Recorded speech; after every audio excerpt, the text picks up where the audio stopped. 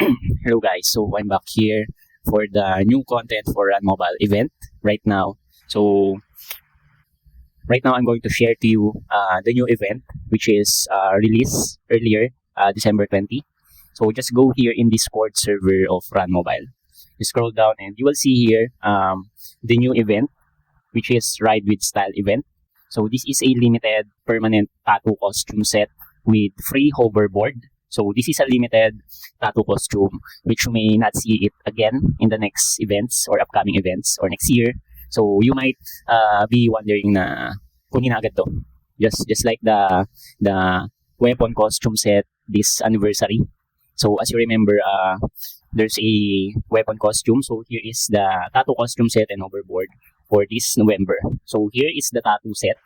So here as you can see, so this is one of the OG uniform na Run Online.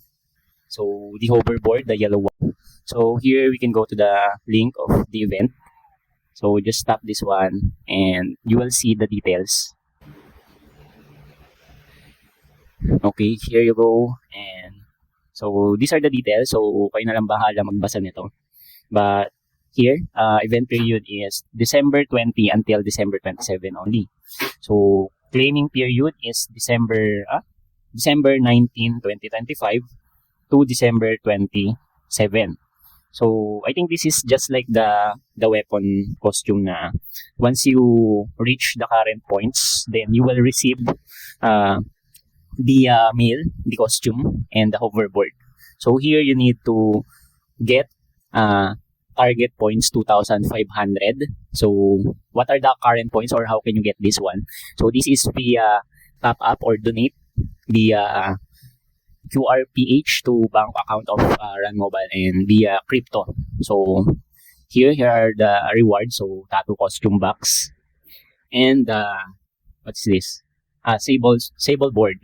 So this is +2 on movement speed. So this reward will be automatically given to you when you claim your selected rewards above. So I think that's it for now. So I'm going to share another clip or video when I saw some players wearing this, since I'm not yet starting to reach the target points here. Alright, so you may now check the other content for the next clip here. So my next clip is the redeem code.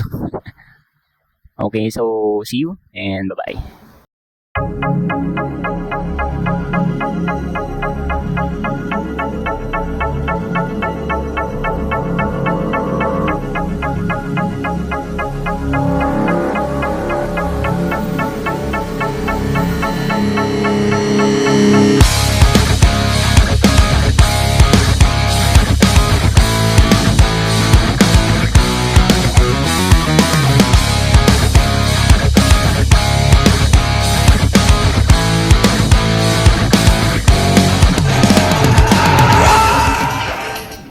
So guys, this is the snow crystal.